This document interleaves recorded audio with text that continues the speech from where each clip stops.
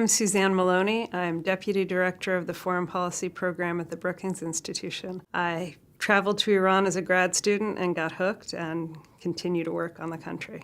Certification of Iranian compliance was required by legislation that was passed by the Congress in 2015. This was legislation that was intended to assert Congress's role in evaluating major foreign policy initiatives. But what it did was create a reporting requirement that President Trump has apparently seen as something of an albatross around his neck. Having to assert every 90 days that the Iranians are in fact behaving themselves is something that the president himself apparently objected to. In July 2017, the president signed a certification of Iranian compliance reluctantly, and only with the promise that he would not do so again. That led us to this moment in October when he announced that, in fact, he would not certify the Iranian nuclear deal. Most of the accusations that the president leveled against Iran, its support for terrorist groups, its repression of its own people, and in particular, its targeting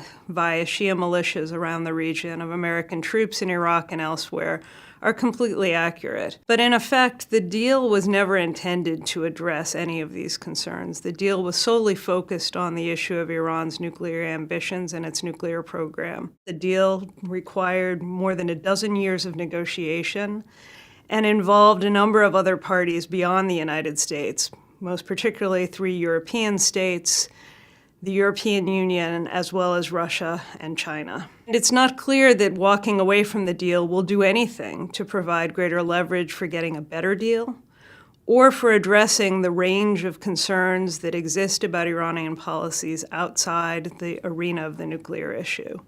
So in effect, this was largely a symbolic move by the president that was seen, at least in his eyes, as an opportunity to provide greater leverage for the United States, but has been interpreted by the rest of the parties to the agreement, as well as by many across the world, as a further retreat by Washington from a position of leadership in dealing with urgent crises around the world. It's not clear what happens next now that the president has in fact taken the step of decertification.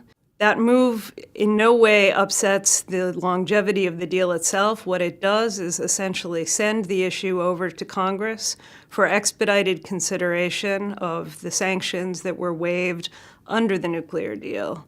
There appears to be little impetus from the Congress to actually take new steps to impose new legislative measures that would effectively supplement the deal or effectively give the president new leverage.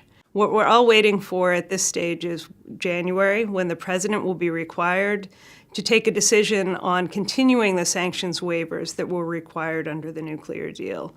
That is, in effect, the most important aspect of American compliance with the agreement, and what he does there will be more important than the speech that he gave back in October. I think that there is a tremendous amount of uncertainty about whether the president is purely interested in showmanship on Iran or whether, in fact, he is looking to advance an agenda that might bring us into direct confrontation with Tehran.